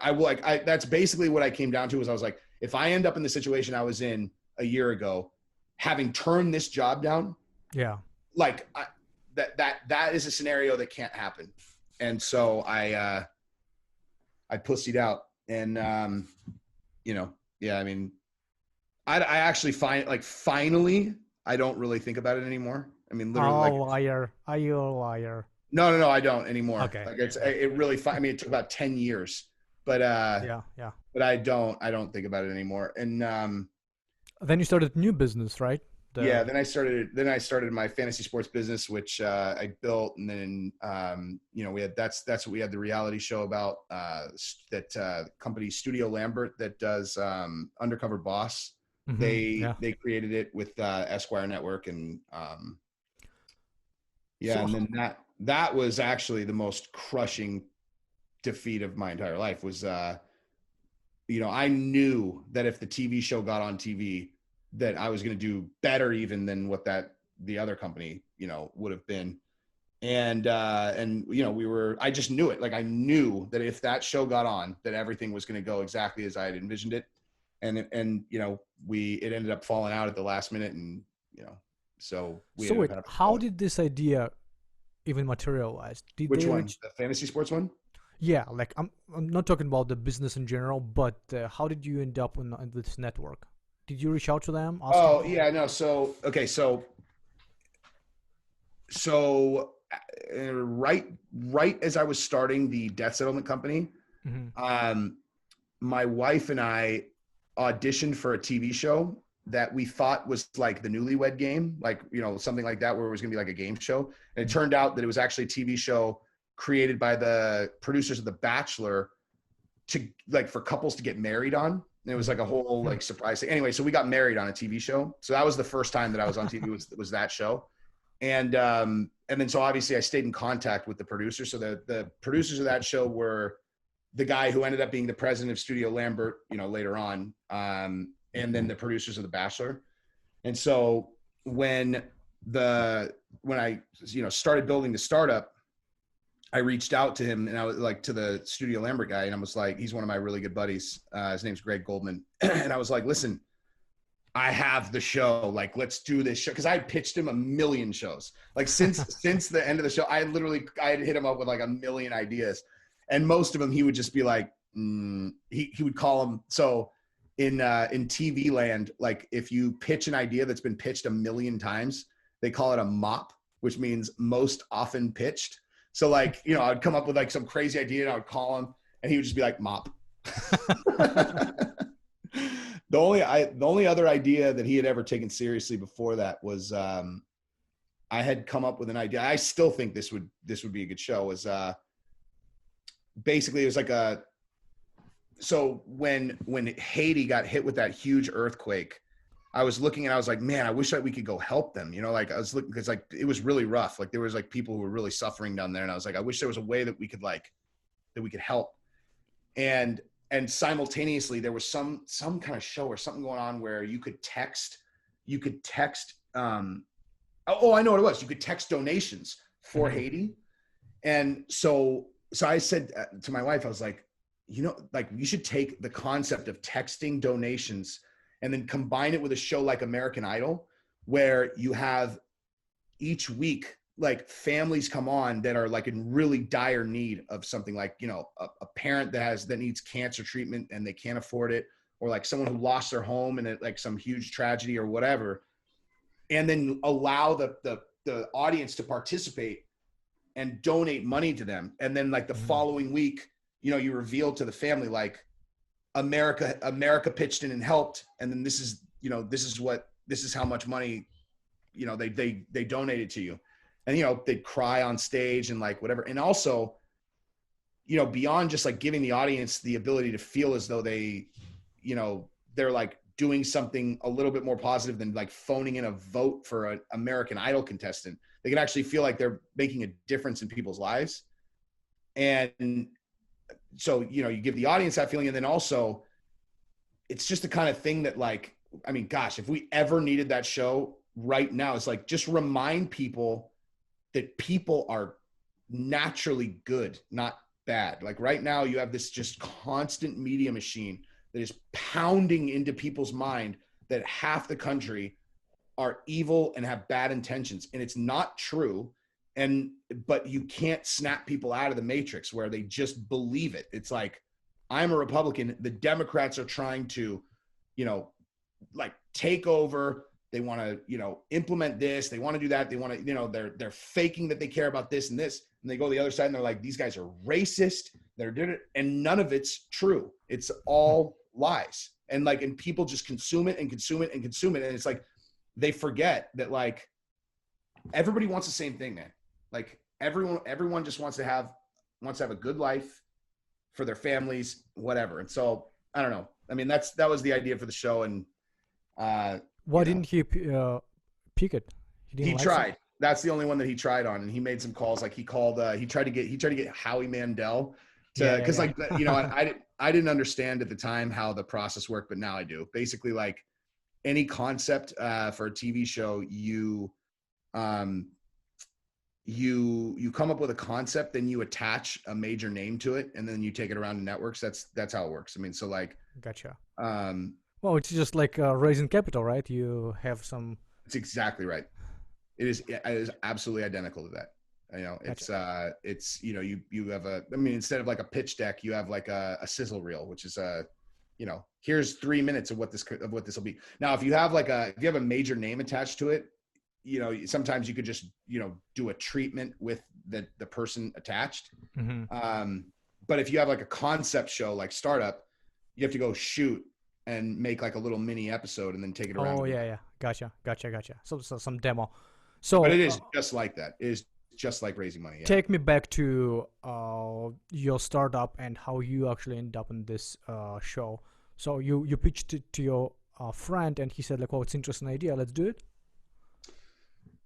So I originally had the idea. I took it to one of my partners from the debt settlement company, and, you know, because basically I saw the daily fantasy was going to blow up, and I saw that none of them had the concept correct. And so I laid out what the correct way to address that market was going to be. I pitched it to one of my old partners, who was like at this point, I didn't know anything about software development, like nothing. Yeah. And he was he was a designer with some front end coding capabilities. And so he was like, to me, this guy who now I know is like a pretty kind of like medium level front end coder. Like he's the guru of tech, to me at that point. So I brought it to him and he took it to an engineer friend of his and they were like, this is going to cost $1 million to build. And so he was like, dude, he's like, it's going to take $1 million and a year to build this. And I was like, really? He's like, yeah. He's like, what you're laying out is really complicated. So he's like, so I'm out. So he just, cause I thought like he could just build it. It's just so laughable now in hindsight, like knowing what the system was going to need to do. But, so he was done. And then, so I started talking about it with another friend of mine, who's the CEO of a food company in the Bay Area, who I know he had sold a tech company. And so I brought the concept to him and he loved it. And then so he kind of started setting out to like raise some money from some of his investors. And then I raised like a friends and family round. I think I raised about maybe 100K to start off. Then we did another round from some of his and we got another like 250K. Then we did a round of 1.3 or 1.2. And then we did another round of $1 million. I think grand total I raised about 2.5 or so. But then, as soon as that process was going, that's when I went to the TV producers and I was like, look, I'm like, it's in fantasy sports. It's yada, yada. I mean, literally like the whole, I'm, like I said, I mean, I'm halfway doing a shtick when I'm, kind of, talking about myself on camera, but the way but I do know now that I'm good on camera. But the only reason that I knew that is because this guy kept telling me he's like, he's the one that casted me on the original one. Then he did the startup show and he was like, he told me 1 million times. He's like, there are just some people who are great television and others aren't. And he's like, he calls me a star. He's a tough critic too. Like, he's one of these guys, Greg, like if to really dive into that guy's personality and where he, I think, got into reality TV is, I think he really deeply dislikes a lot of people and he likes, and he likes messing with them and then exposing them as kind of like gross inside. So is he like this great guy who sees the bad guys, or he's just a douchebag? No. He's a good guy who I think he's one of the few people that can read people better than I can. Got it. And Okay. and so he and he's I think he sees a lot of ugliness in people, and I think he likes to he almost feeds his resentment by exposing them in reality TV. That's cute.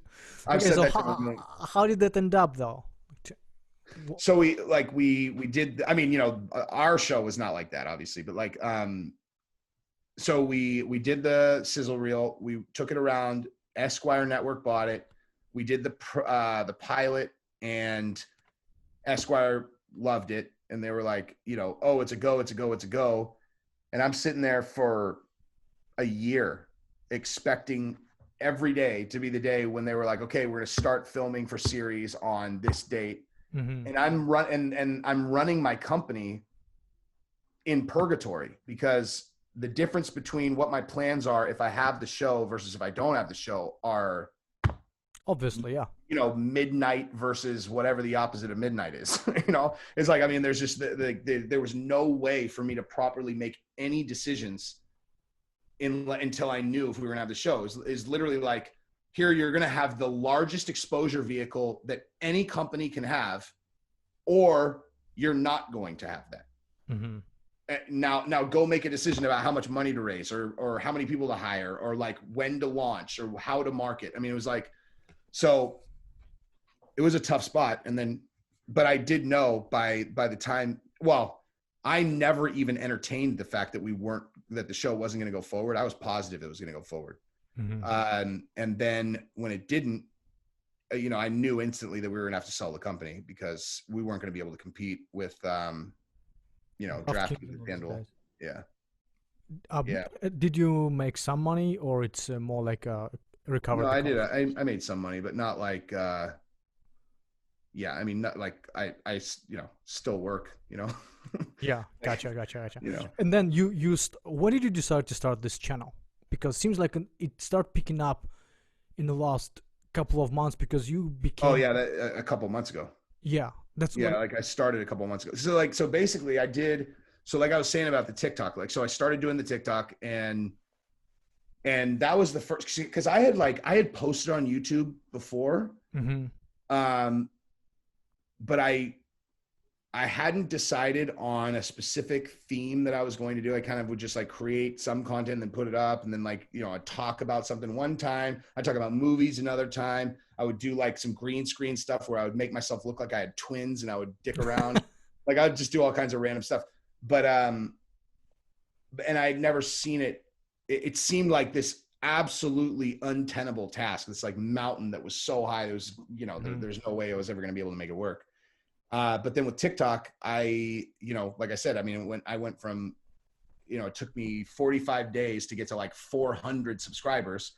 And then all of a sudden it went whoosh, and so I saw, it was like, it's a matter of consistency. Like if you know, and who knows, TikTok, some of them might be bots, but it's irrelevant. Like even if they're not, it just doesn't matter. Cause now I have the belief that I'll be able to build as long as I just continue to post. I mean, it's that simple. It's like, it's just about consistency. So when I saw it work on TikTok, you know, like the thing that I don't understand is I feel like there are a lot of people who are looking to be influencers because they just want to have a big following. And I don't understand that at all. Like I'm trying to make money, you know, like I want it to be my career because I love doing it. You know, like it's like, I feel like in a lot of cases, people think that they can't say out loud that they want to make money doing something, which is bizarre to me. Cause it's like, if you love doing something, your goal should be to monetize it. So that's what you get to do all the time. I mean, everyone needs to make money. So like, if you can figure out a way to make money doing the thing that you love doing, that should be everyone's goal.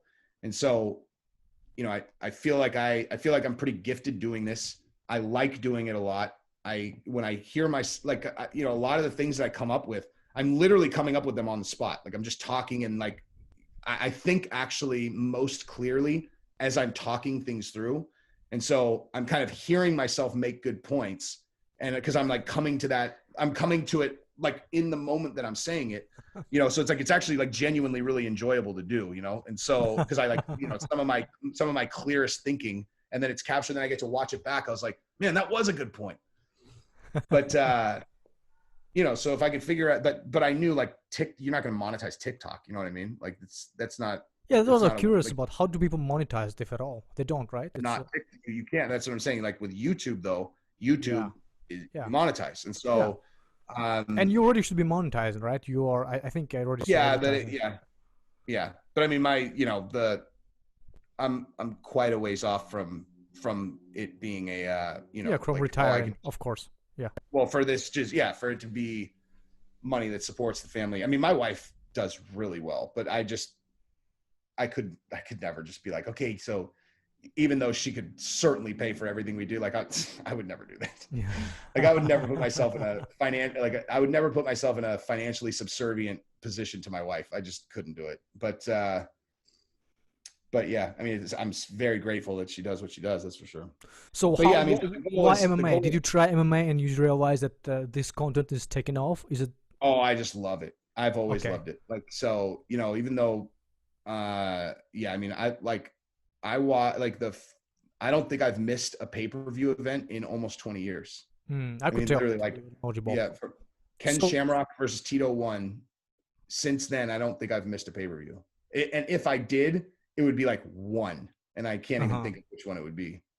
So at what point you realize, okay, now I'm going to become serious about it, and I'm going to put videos every day, and I'm going to promote myself somehow, and reached out to... Probably 2.5 or 3 months ago. And why? Did you just wake up with that idea? No, just that, like I was saying, like that's when I had hit success with TikTok. And so I was like, oh, this can work. Like I could actually make this work. Gotcha. And so what I was doing on TikTok was I was telling stories on there, you know, like, you know, old fight stories or stories about girls or whatever. And so like one of the ways that I started bringing people over is I would tell like the first half of a story on TikTok. And then I would go, oh, if you want to hear the end of it, now you got to go over to, gotta go over to YouTube. That's good. Yeah. It's funny though, because TikTok, so I've been trying to figure out how TikTok kind of runs its business. And I'm about 99% sure that, that the way that TikTok runs, because like, if you think, okay, so like, what kind of work are you in? I'm a banker. You're okay. So if like, think about it from a technology standpoint and like, just think about the logistics, cause like where I was in tech, I'm a tech banker, so you can. Now I know, like now I really know tech. Like I've built, But thinking about it from a logistics standpoint, everyone is making these 1-minute videos, like or 15-second videos. Okay, how on earth do you facilitate what you're going to show to people?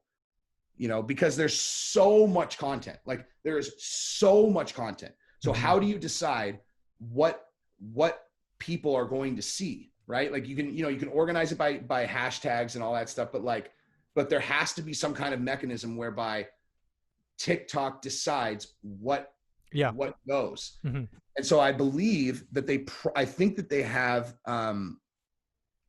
they choose select channels that have specific types of metrics. Like as an example, someone who not only do people watch their videos, but then they'll click on it and go to their page so that they can watch other videos. That'll be like a positive indicator.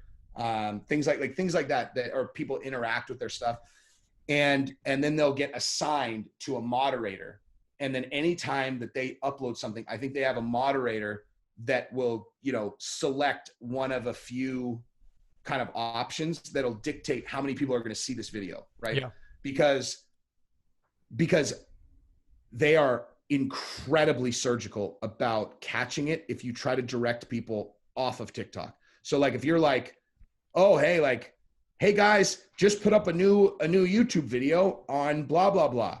Like I will literally get 6% of the engagement that I normally do. Like that's not an exaggeration. Like to where it's very clear to me, the only way anyone sees it is if they go to my page and they see the thing and they click on it. Like they do not show that to anyone.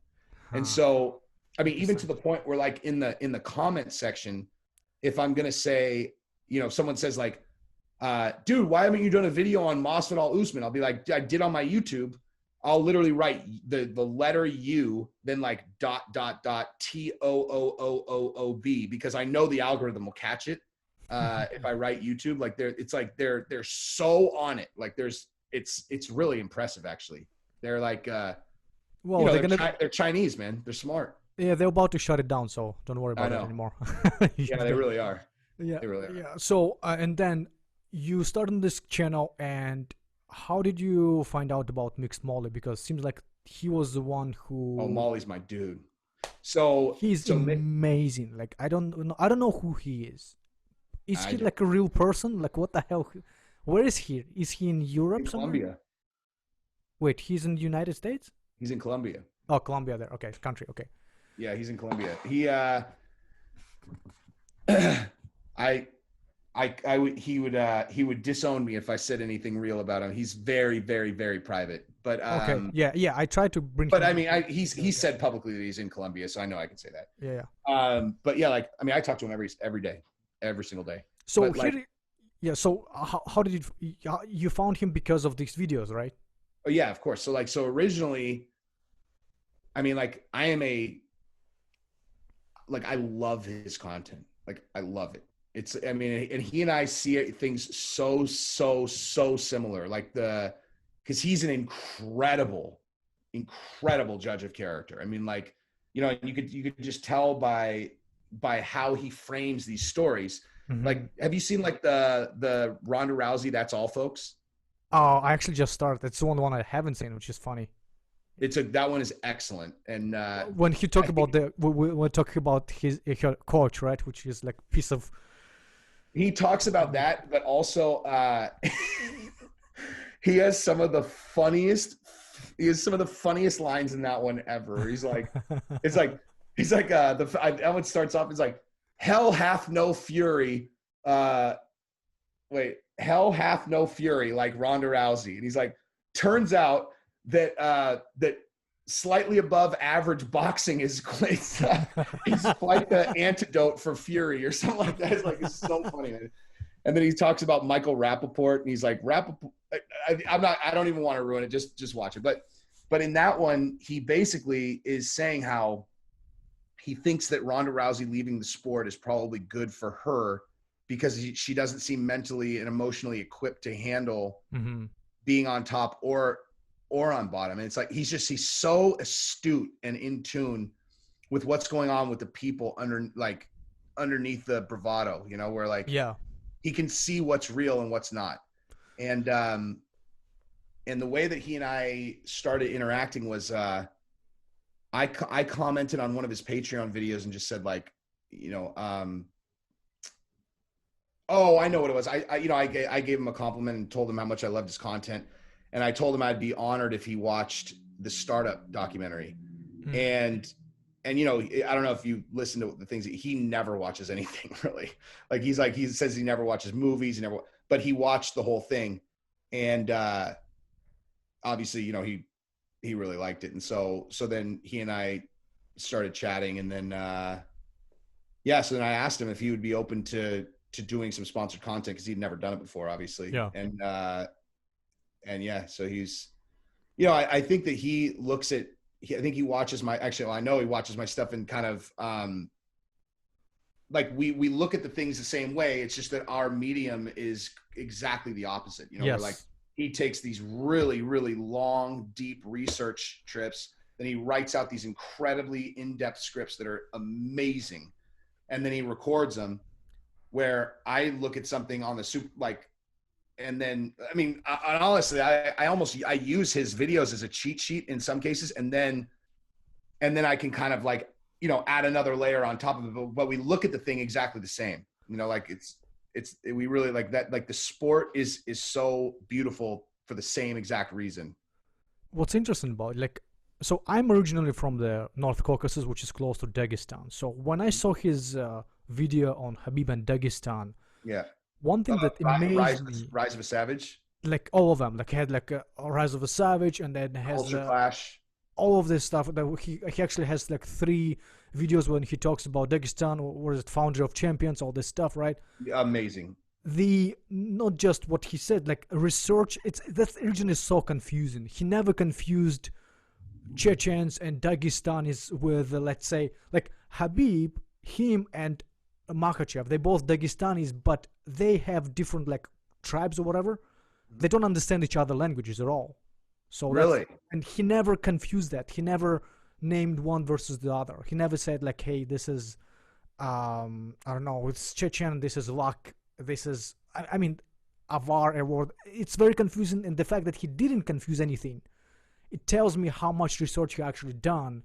And anyone who actually lives in Russia, even those people will be like, oh, holy hell, like I didn't know about this stuff.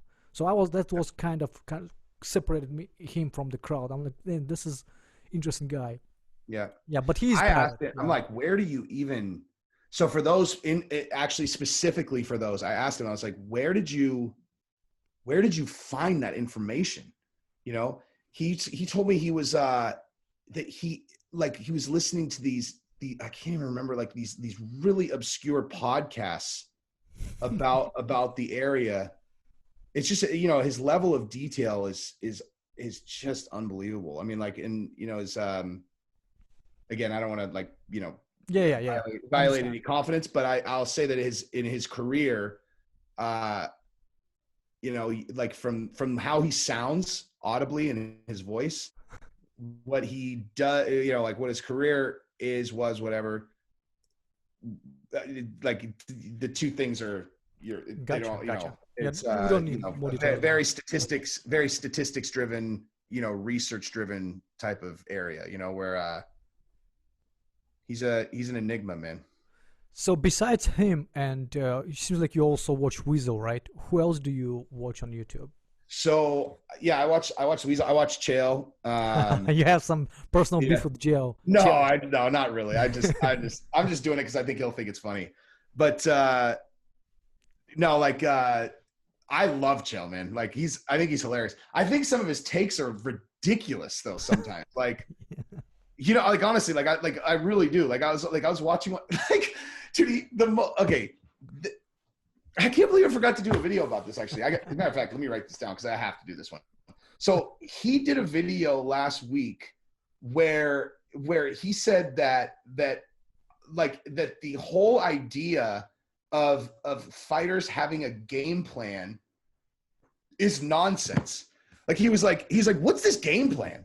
And he was totally serious. He's like, this game plan. He's like, you have the skills you have, you go in, you know, you do the thing. He's like, this game plan, it's nonsense. It's like, you know, these are the skills you have and you go and you illustrate your plan. I'm like, that is so ludicrous. Like, you know, like it's so ludicrous because there 100% there's a game plan when, you know, if you're fighting. I mean, I guess if you have and I'm not saying that this applies to Tlll, but like, I know I always say Khabib and I always say Tlll, and I really need to flip those around. I pretend like I do it on purpose and I don't. I just accidentally do it every single time. But anyway, but you know, to pretend as if guys are not going in with a specific game plan based on who they're fighting and then executing is ludicrous and not true. Yeah. Like, and to act as if it's not important is absurd. I mean, like look at you know, you look at these guys who have, I mean, it's the whole thing. That's the way that you handicap fights is you look at, okay, what's this guy good at? What's this guy, you know, what are his weaknesses? How do their strengths and weaknesses match up? And so, you know, and then that's how you game plan around it. So it's like with Nate Diaz versus Masvidal very clearly went in with the game plan that he was going to be quick, explosive. And then when they got in tight, anytime they clinched, Masvidal was going to smash in for underhooks and then crush him against the fence so that Nate Diaz had no ability, you know, to work inside the clinch. And then he would push and explode out of it with either an explosion or elbows out of it. Every time. He did it every single time, the entire fight. That's a game plan. I mean, it is 100% intentional. Like he didn't do that against everyone. That's a choice because he knows that Nate Diaz is really strong in the clinch. And he figured that he would have the speed advantage on the feet. So in and out, in and out. And if he gets, you know, so he's keeping distance. And if he gets in too close, you clinch and you smash him against the fence. I mean, it's like, so the idea that guys are not benefiting from going in with a game plan is so ludicrous to me. I was like, I can't believe he put this video out. Like, does he really believe this? I don't know. Yeah, I think maybe he got it from Conor. You remember Conor kept saying like, hey, he doesn't have a game plan. He just goes out and exactly. Yeah, that's Conor didn't have a game plan against Cowboy. Sure. Like his game plan against Cowboy was, I'm going to try to knock him out in the first 4 seconds. And then if that doesn't work, I'm going to literally stand directly in front of him and pressure him until I knock him out in the first minute because Cowboy doesn't respond well to pressure in the beginning of the fight. Like, I mean, you know, like, oh man, that's so funny. You know what about that particular fight though, that was so great that I never really saw anyone talk about that I thought was, you know, so impressive was Conor baited Cowboy into that high kick and that head kick that he kicked him back with. That was a counter. I mean, like watch this when Donald throws the head kick, watch right before it. Conor is he's baiting him into throwing it, and he had him timed. He had practiced this a million times. Watch. Now he's like, go ahead, throw it, and then watch. Boom. He watched him reset. He knew that he takes a 2-step reset to the other side, and he timed that. I guarantee you he drilled that a million times. Like, I didn't pick it up. Yeah. Interesting. But Conor's a wizard, man. I mean, that's the easiest matchup for Conor ever, though. Yeah, that clearly was a perfect matchup for him. Yeah, yeah. I'm fascinated to see what Conor will do when he fights Khabib again. Because do you think they will? Yeah, I mean, I think Dana's going to make sure that they fight. Yeah. It's too big of a fight, man. They're going to sell. I mean, they'll sell so many pay-per-views. Like, yeah, I think there is one of those two guys doesn't care about pay-per-views anymore. Which one? Khabib. Why would he care? Like but he's already said that he'll fight Conor again. Did he? Yeah. I kind of feel like here's what I think might happen. Now, after this happened, they're gonna have a build up, and Conor would not be able to help himself. He's gonna say something dumb about Abdulmanap or something. He got murdered. He really should not do that. Yeah, that's what I said. Like that's kind of worries me that Khabib would have no chance, no choice but kill the guy. Because anyway, I don't know. Maybe they're gonna fight, but I just don't. I don't know. I just don't see how Conor's gonna win. That's the second question. Like, why would he? Think about if you're Conor and you have this whiskey brand, right? Which you thinking they're gonna make you a billionaire. No, he probably already is. I mean, that brand is probably already worth $500-600 million. Yeah, but I don't think it's end of it, right? Like, the last thing he needs right now is to be losing to someone, right? So what's his? I don't know. I just don't see any upsides for him. Yeah. I think he's gonna wait until he's gonna be crossing his finger, hoping that Khabib loses to Gaethje to win that title. That's what I think. That is definitely a better matchup for him for sure. Yeah, I mean, like if you know with him, I think you're very accurate on the whiskey thing, because I don't know if you saw me talk about it on my channel about when he fought Cowboy, but I mean, that was not an accident that he got that fight put together as quickly as he did after he punched that guy in the bar. I mean, like, you know, it was like, because the Proper 12 brand is inescapably connected to Conor McGregor. Mm-hmm. And so if Conor McGregor, you know, has a sexual assault charge put against him and then punches an old man in the head, that is not going to be very good for his whiskey sales. You know what I mean? And so like he needed something very, very quickly that was going to repair his brand. And so, you know, he gave Dana some free money by saying, "Hey, I'll fight, you know, and give me Cowboy, and but I need to fight like now." And Dana's like, "All right, cool, Conor, January 18th against, you know, you know, a walking punching bag for him to beat up." So, and it worked. I mean, it worked. It did literally exactly what it was intended to do. Now, one thing I will say about like Conor, you know, like in terms of 2020 is, like, had COVID not happened, he would have fought in April. Well, actually, I don't know. I mean, you know, I mean, let's say that Khabib or Tony wouldn't have made it for some other reason. He would have fought in April. But if he didn't, then he probably would have ended up fighting Gaethje, maybe.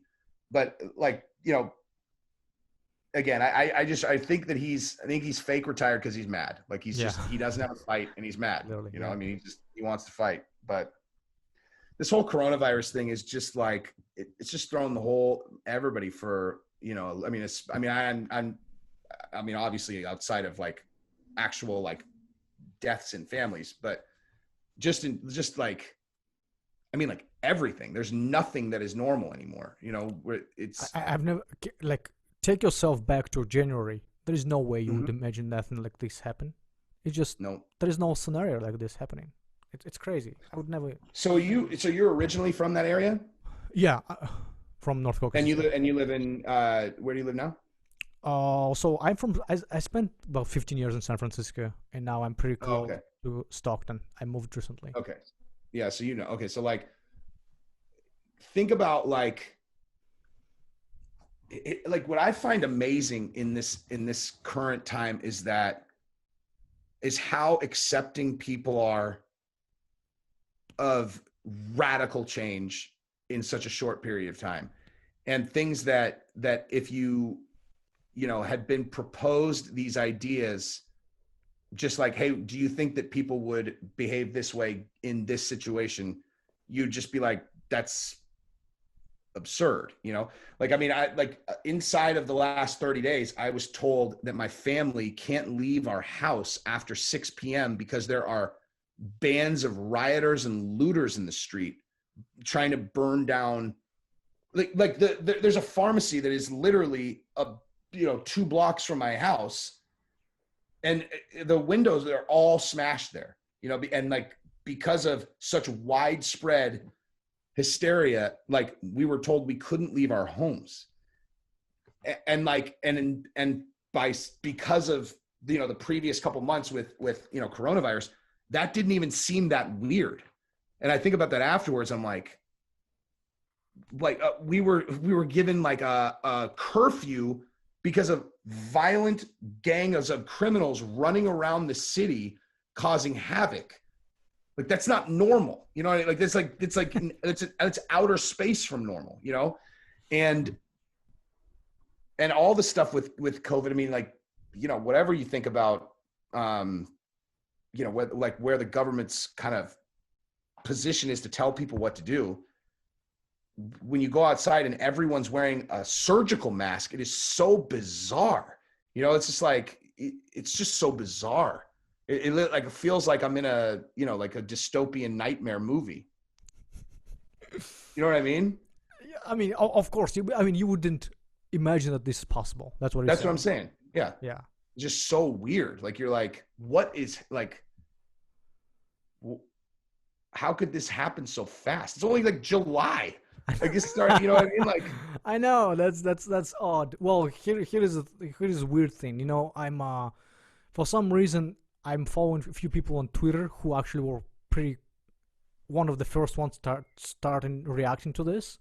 mm-hmm. So I've been paranoid since January, like wearing the mask since freaking January, and I burned out by, like, when everybody started doing it, I already burned out, and you know, it is what it is. Things have changed, and I don't know. You took this podcast to the wrong direction, sir. I blame you. I mean, it's hard not to go. I mean, you're talking about UFC, and like, I mean, you know, you heard Mike Brown tested positive for CBD. Yeah, and he can be there. Yeah, that's odd. What's your whole view on the UFC's response to coronavirus? I actually cannot believe how good of a job they're doing. It's unbelievable. It's weird, right? Like, when they started, I thought they out of their minds, but now, not only they're doing great job. Like, think of these fighters. Like, you discussed that period of your life when you lost a job. Yes. And you didn't know what to do, and then she was your girlfriend only, right? Imagine if you have family. Like, that's what I'm thinking. Like, I have a family, I have kids. Suddenly, oh no, yeah. These fighters can't fight. That's insane. I would lose my mind, and I Yeah. totally understand how they felt. And although I didn't support originally, I think they did a superb job, and good for them. Yeah, I mean, that, like, I supported Dana's right to try because everyone who is going to be involved is voluntarily doing it. And it's like I'm just a believer where it's like, if there was any part of putting these events on that was going to put someone in danger who was not making the choice to take that risk, then I wouldn't be with it. But the way I was looking at it is, I'm like, I mean, these people are, unless a person is being intentionally irresponsible, which is not the responsibility of the UFC, everyone is making a cognizant risk assessment and then choosing what to do as a result. And that's really, I mean, that is really where my kind of views always land, is like, if a person is walking into a situation knowingly, it's their right to make the decision. But it's, I mean, you know, given the number of people that they've tested positive, it really makes you wonder how many people have this thing and just don't even realize it, you know? Just because, I mean, honestly, like, because I was saying this the other night, the UFC is really one of the only places where you're getting this kind of like public random sampling of people, you know, where it's like, oh, they all need to get tested, you know, before they can fight. And it's like, oh, this guy's positive, this guy's positive, this guy's positive, this guy's positive, this guy's positive. And you're like, geez, you know, like, and also you're seeing an uptick along with the uptick in the country, right? Like, It's like now as the country, which is interesting, so do the number of people who are testing positive at the UFC. It's like, it really is like this kind of like, you know, small sample size of what's going on. But yeah, I mean, I think, you know, what I haven't heard from them is like, what's the policy going to be once they've had it? So now Gilbert Burns has had it. Like, he should be able to fight in a few months, right? Like, theoretically. I guess theoretically, yeah. I mean, he would be like the safest person. Well, at least actually, I don't know. I don't know how that works. Actually, I think nobody still knows. Yeah, it's a good question, and we'll figure out. The scary thing about that, though, is just that, like, if that's not the case, then when can anyone expect to be in a safe position? Because basically, like, you know, I don't really need to dive down this rabbit hole. I was just going to say, like, you know, like a vaccine produces the immune response that you get when you catch the virus, and then you know that you're good for a while. So like if actually getting the virus doesn't dictate, you know, that you're safe to go around people afterwards, then, like, you know, How good is the vaccine? Yeah, what's the point of it, right? Is what you're saying? Yeah. Wow. We'll find out, I'm sure. Yeah. Jesse, let's go on track. So I have this quick blitz for you. I'm gonna ask you a quick question, and you give me a quick answer. Go for it. What's your favorite movie?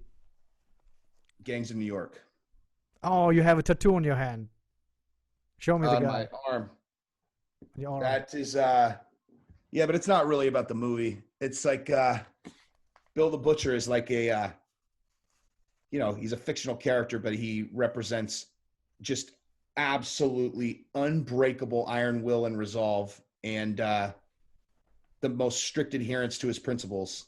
Oh, he got his ass beat by Leonardo DiCaprio. Come on, man. Losing a fight is irrelevant. That's okay. irrelevant to the point. The guy would never break, though, and if Leonardo, like, if he got to win the fight, but he had to you know, go against the things that he believed in, he wouldn't have taken that deal. What's your favorite song? Oh man, my favorite song. The one you can listen over and over again, and you're like, oh, that's so nice.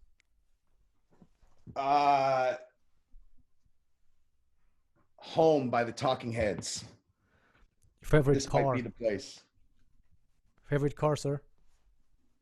Favorite car. I'm not into cars anymore. I don't know. I used to, like, I sold my car because I have an electric skateboard, an electric unicycle, another electric skateboard. So I rip everywhere. Hipster.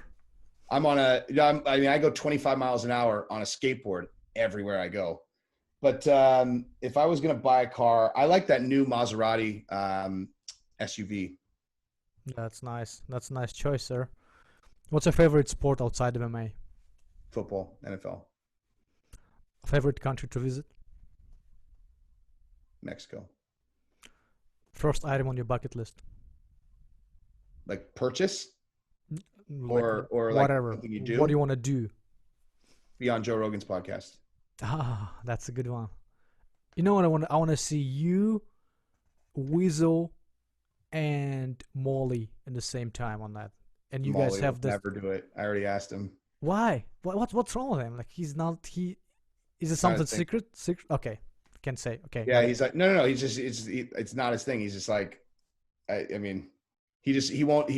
That's not how he does it. He was just like that's what he said. He's like, I was like, I understand if it's not your thing. He's like, yeah, it's not my thing. Gotcha. So the last question for you, sir. Why should people subscribe to your channel on YouTube? Because I will give them a take on events and fights and fighters, etc., through the most empathetic lens that they'll be able to find anywhere.